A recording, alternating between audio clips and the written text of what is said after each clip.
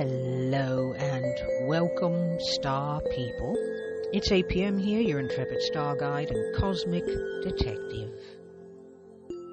Welcome back to the Outlaw Astrology podcast, where we explore the cosmic connections in the most unexpected places. And before we dive in, a quick trigger warning. Today's episode deals with true crime and violence, so please take care of yourself and feel free to skip this one if needed. Today, we're taking a celestial look at one of the most infamous unsolved cases in American history, the Zodiac killings. And we'll examine the astrological aspects of these crimes.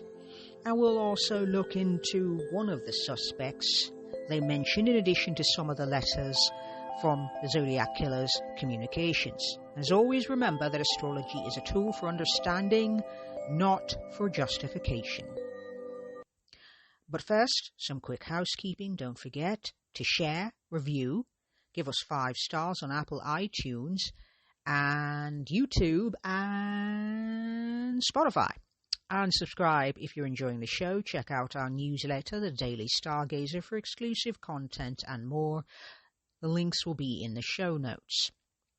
Okay, so what we're going to do is we're going to examine the chart of someone by the name of Arthur Lee Allen. Now, Arthur Lee Allen is a major suspect in the crimes of the Zodiac. And there are actually several people, but his name comes up far more frequently than other people's names come up. And I believe he is also featured in the documentary about the Zodiac on Netflix called This is the Zodiac Speaking. Now, we're going to look at his chart, and we're going to do it the old-fashioned way. So, he was born on the 18th of December, 1933. I had to cast the chart based on sunset time because his birth chart information, not the day, the year, any of that, but the time is questionable, so I'm going to let you know that straight away. His sun is in Sagittarius, his moon is in Capricorn, and his rising sign, according to this chart, would be in Gemini. This is a new moon energy, so the idea would be filled with ideas, filled with all the energy, all the ideas. And, there's that and, new moon energy is not fully illuminated. So, this is all possibility, this is all potential, but that does not necessarily mean that these ideas are things you should chase after. Okay? And in this chart, we have a preponderance of mutable energy and a preponderance of fire energy. And that means this is a Sagittarius energy that is the bottom of the chart. So very philosophical, very broad-minded, it could be, but the downside could be, very set in their point of view. I have the correct point of view and also can be a bit judgmental sometimes and preachy, but that's true of almost any sign of the Zodiac, okay? There are a lot of sextiles and trines, and so that doesn't really inspire motivation, as it were. There is a out of bounds black moon Lilith. And to go back to a previous chart, there was out of bounds planets on the 20th of December. The first crimes committed that can be attributed to the Zodiac, the moon and Mercury, were both out of bounds.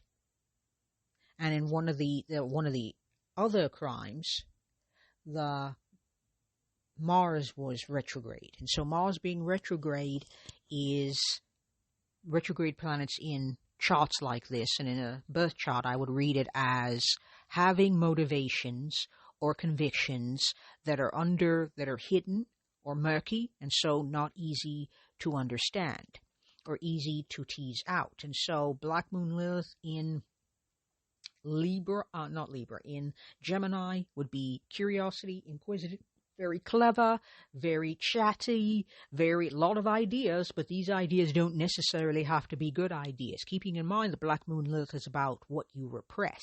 So repressing certain ideas, and keeping in mind that Arthur L. Allen was a known sexual offender. And so those ideas may not have led him to make the best choices.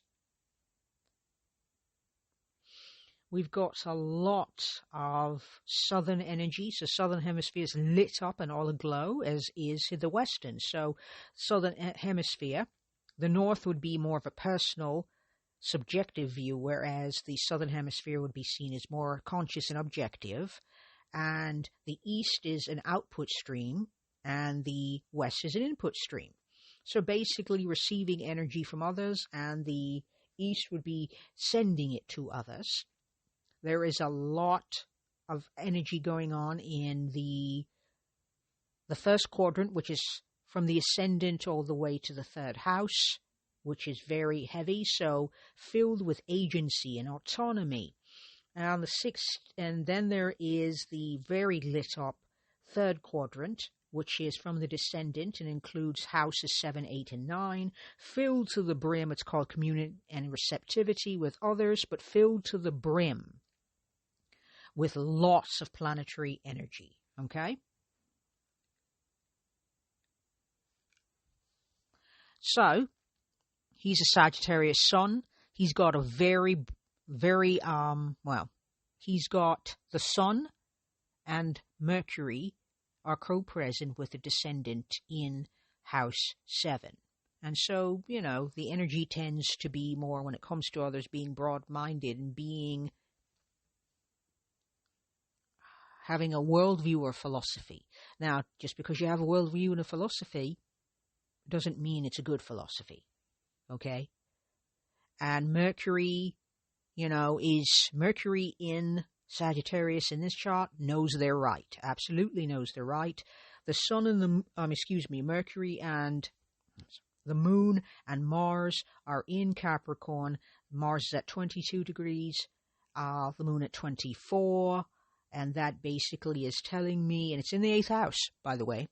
So you'll notice that most of the charts I've spoken of and have spoken of in this particular episode are all 8th house energy. A lot of 8th house energy.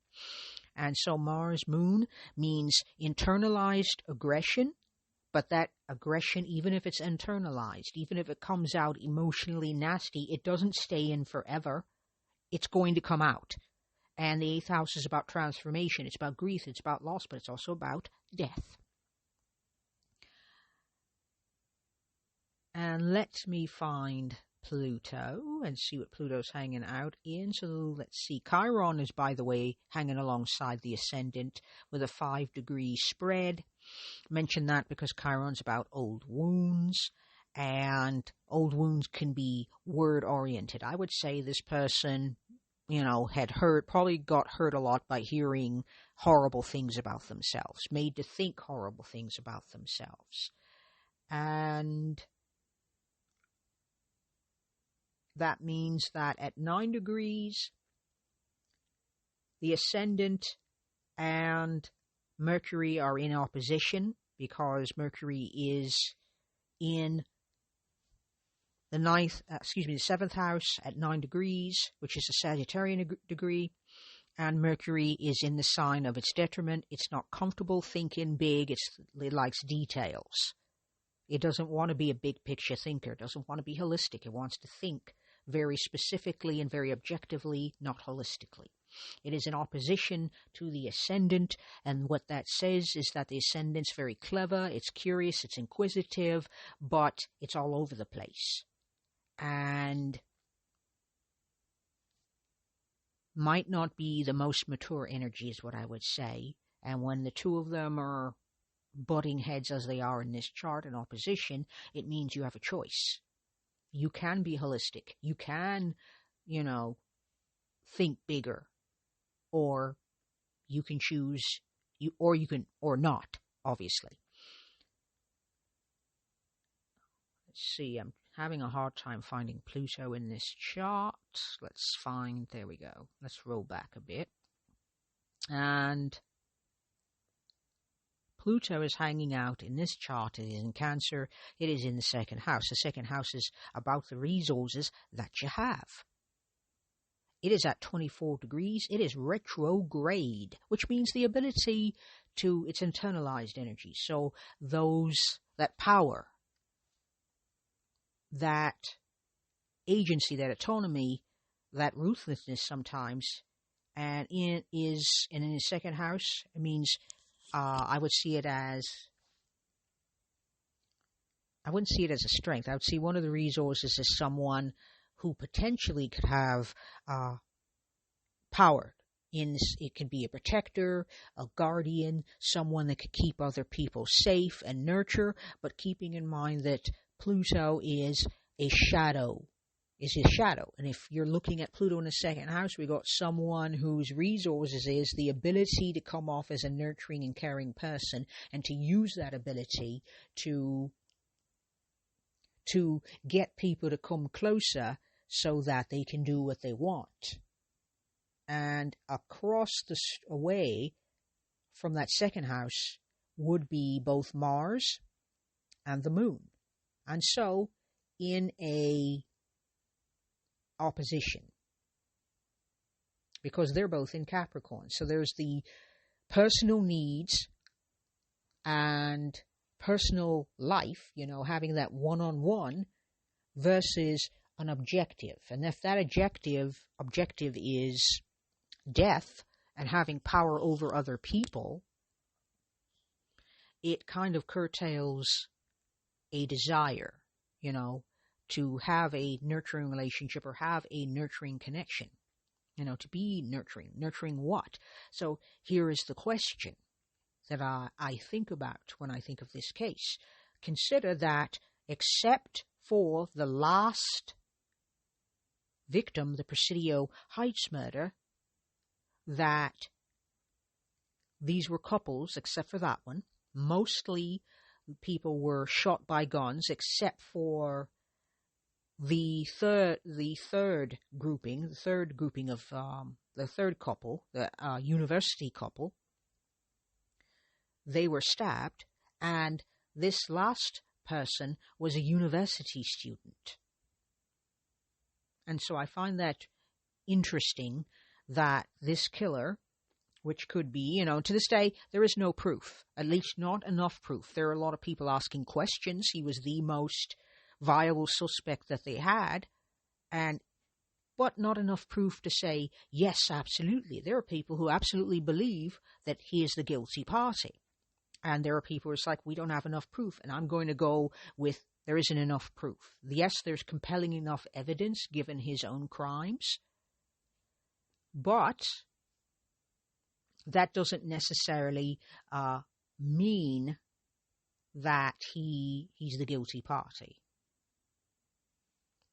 And so he was born in Honolulu, and he became a suspect in 1971 when he was reported by someone by the name of Don Cheney, and he was a friend. So a close friend or a friend had reported him to the police. They met in 1962, became friends in 1968, and they visited back and forth between 1968 and 69, and Alan confessed to his friend that his desire to kill couples at lovers' lanes.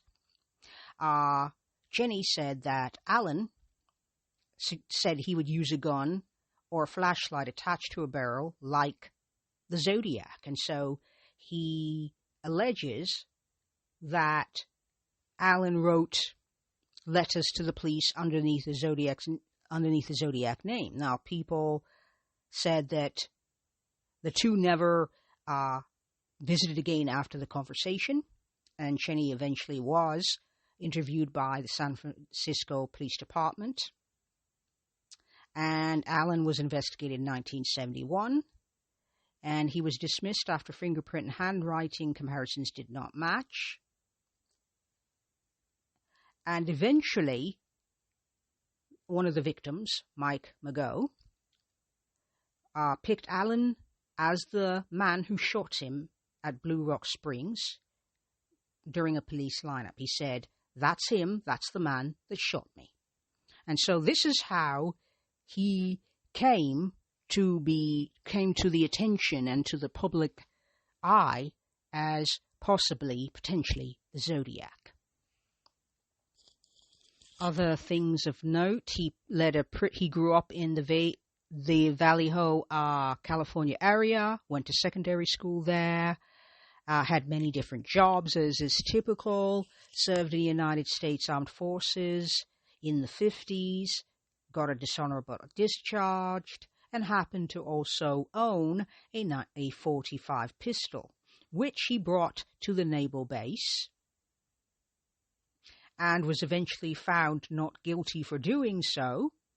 He went on to, go to university. He got a bachelor's degree and was an elementary school teacher in Fairfield, California. And he was fired for bringing a firearm on school grounds. In the late 60s, he was hired as a teacher once again and moved to Valley Springs, California. And in 68, he was fired again after allegedly engaging in sexual misconduct with students. And so as early as 1974, he was arrested for doing just that and pled guilty before being sent to a state hospital for pre-sentencing evaluation and treatment.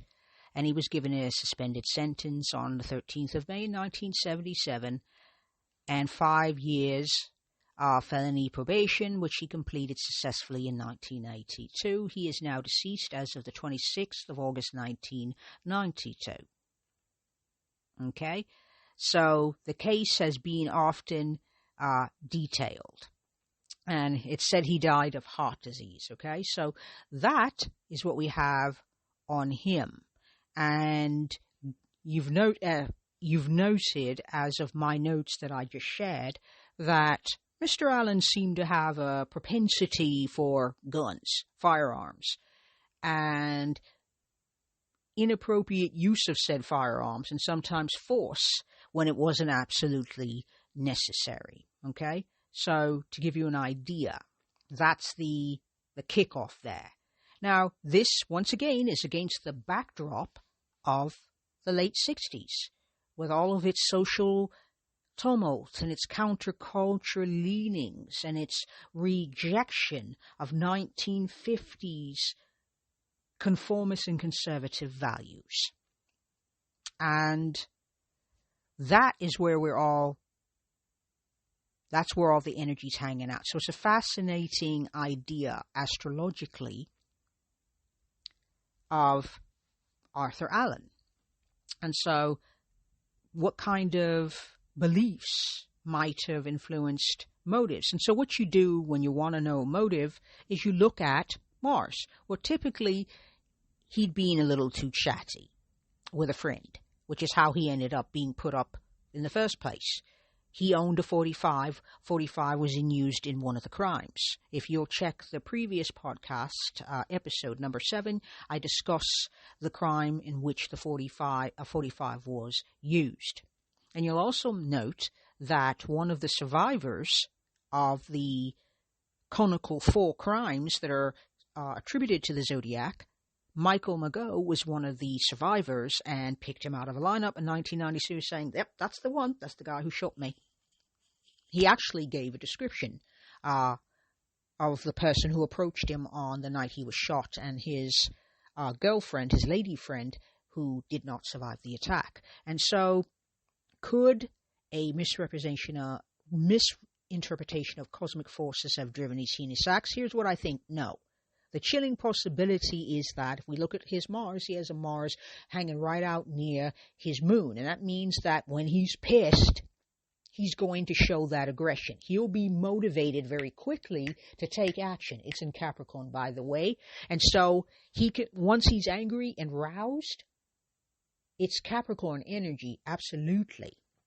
But it has an objective. It can be very clear. It can be very clear-headed and very strategic. And have no problem falling in objective, because keeping in mind, for a few of these crimes, there was no evidence. And even the ones that did have evidence, it wasn't a slam dunk of evidence. So to say it again, the moon and Mars are at 22 and 24 degrees in the 8th house in Capricorn, and the 8th house is the house of transformation or death and ambition to kill. You could read it that way.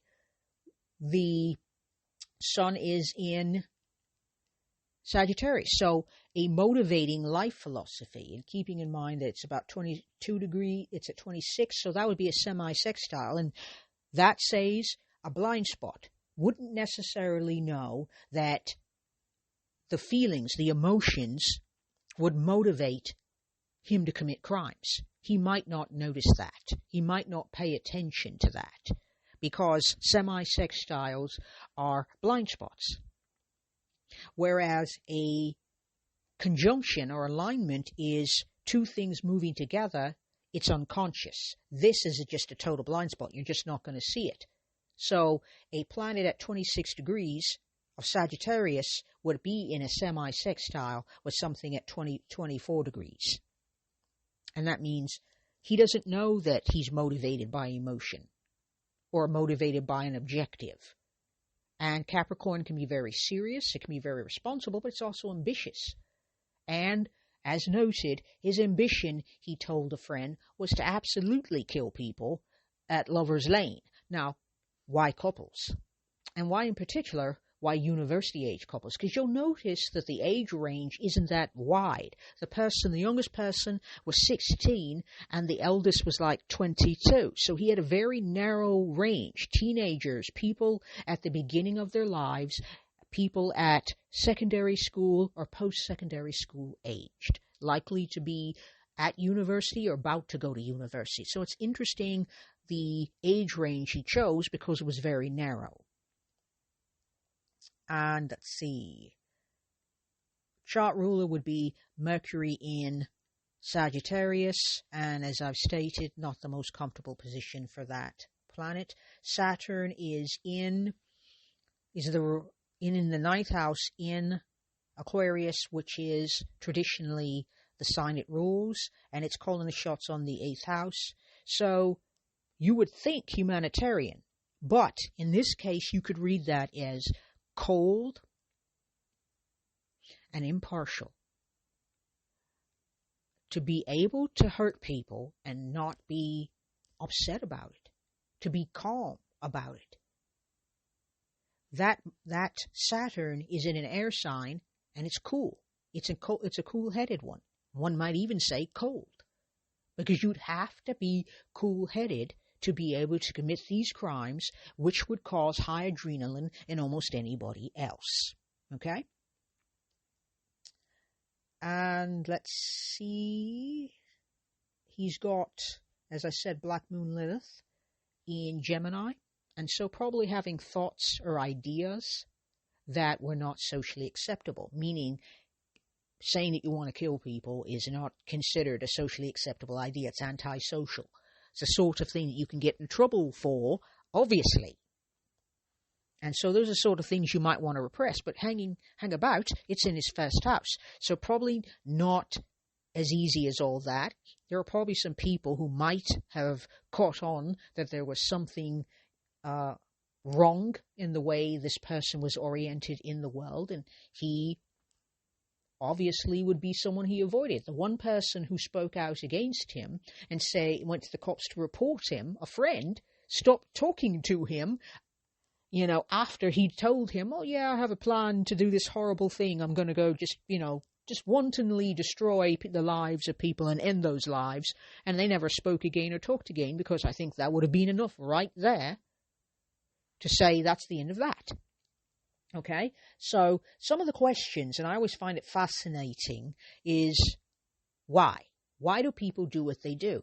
And the reason why I looked at the moon is because the moon is about how you nurture yourself, but it's also your feelings. It's those deep subconscious feelings, the things you don't want people to know. You don't want people to know you have an ambition to kill people. You don't usually lead with that sort of information. That's the sort of thing that you don't You don't do it, but you certainly don't tell people you're going to do it.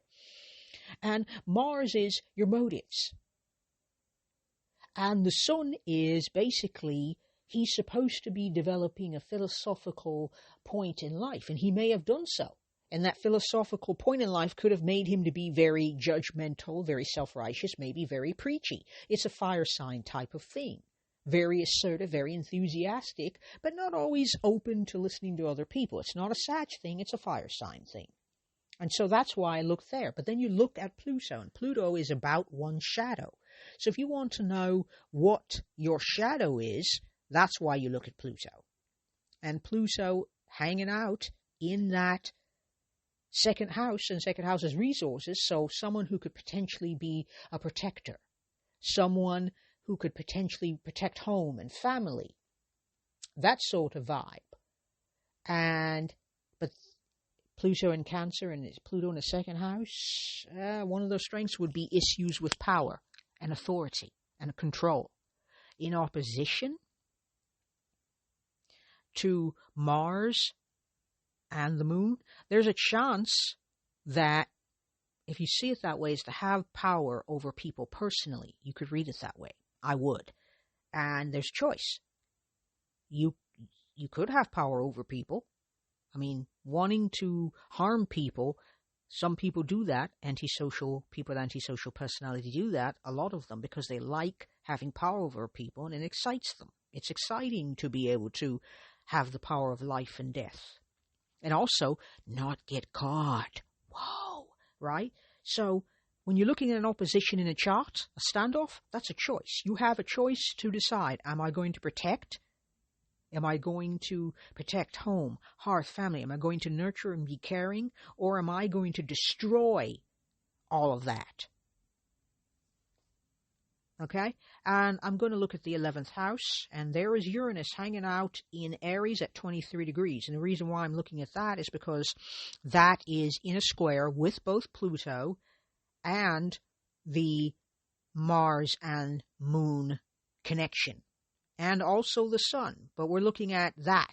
So we're looking at a square between Uranus. Uranus is the unexpected, and we're looking at it because we're looking at community, and that's the 11th house, humanitarian, the future, but it's also community. Age of Aquarius, isn't it interesting? It's the 11th house. Uranus is at home in its own house in the Age of Aquarius, which is what that time period was, when everything was supposed to change and be new, and they were going to create a more equal, humane world, and the most inhumane and unequal thing happens. People just getting, someone just harming people, just killing people just for the thrill of killing people. And so you've got Uranus in a square with that moon and that Mars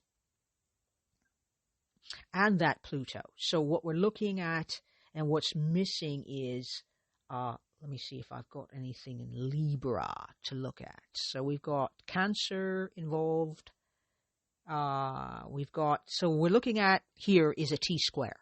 And a T-square is not particularly stable because the other leg, which is in Libra, is not. Oh, well, looky, nookie.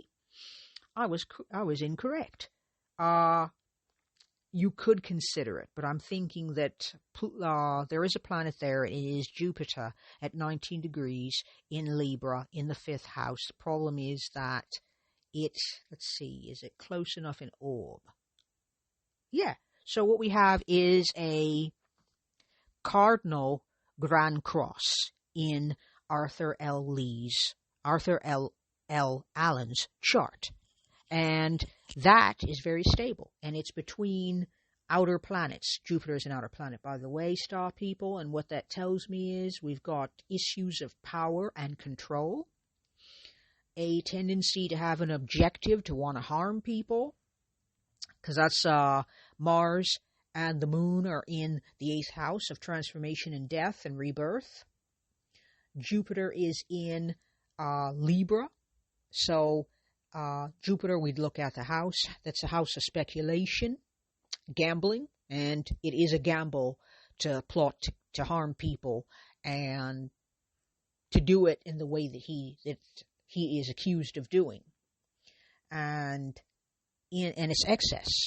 So it's also wanting pleasure, taking a big gamble, and maybe being a bit more optimistic than, and maybe overconfident would be the way I would read that. And then you've got Uranus in Aries, so the motivation is to upend things, to disrupt, to shock, to frighten, to unnerve. And so this energy, this cardinal Grand Cross, is very tense. It is very motivating. That level of energy would need an output.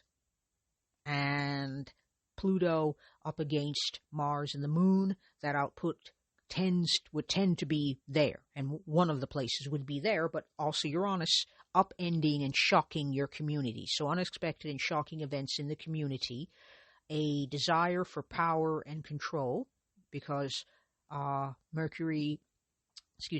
and Moon and Pluto, that's power, issues of power and control, and the objective to have power, who should have it, who shouldn't, and maybe someone who's a little overconfident and probably might believe that they deserve to have what they want and do as they please and follow whatever pleases them, and who cares about the consequences. And it's in an air sign, so air signs play the devil's advocate. It's the ability to be charming and cool-headed, because you can't get away with crimes completely if you don't have the ability to be charming. So, here's what I'm thinking. I like the idea of combining astrology with traditional investigative methods. I'm really interested in the whys, the where-to-fors, not the how. I mean, why would you... to this day, I'm still curious, why? Number one, why would you want to harm people? Why Lovers? Why Lovers Lane? What is it about that would motivate someone to do something that terrible? Okay? So those are some of the questions, some of this. It's a very controversial idea, and its implications for the future can be very, I think, quite interesting. So, we've got this two-part cosmic journey, and we've come to the end of it as of this time. I will make a note that I didn't mention previously, and it's that on the 13th of October, which was 2 days after the Presidio Heights murder, in which doctoral PhD student Paul Stein, who was driving a taxi at that time and who had his life tragically taken, 2 days after, on the 13th of October, a swath of his clothing was sent to the police with a letter that says, "This is the Zodiac speaking." And so that is the provocative place in which I'm going to leave that. So it's proof positive that the person who sent the swath of clothing in the letter was absolutely the murderer, killer of Paul Stein. Absolutely.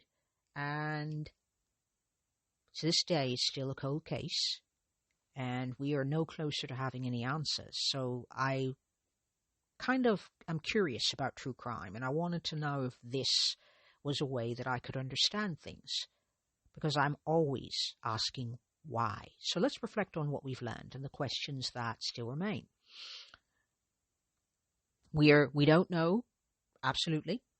They were never able to definitively say that Arthur Lee Allen was the Zodiac, although there was some compelling evidence it wasn't a slam dunk enough to bring him to trial, and he is now long gone, and so the likelihood of bringing him to trial is unlikely, okay? Unless we know how to raise people from the dead, it's unlikely. So, stargazers, whilst the cosmos may offer intriguing patterns, human actions write the stories of our lives, for better or for worse. Okay? So, stay tuned for the next episode. We're going to step into yet another really interesting crime. We're going to check out and see zodiacally what's going on. We're going to see astrologically what's going on. Let's see if the cosmos can answer those questions and see if there's any theories that can be sparked by this deep zodiacal deep dive. So until then, keep your eyes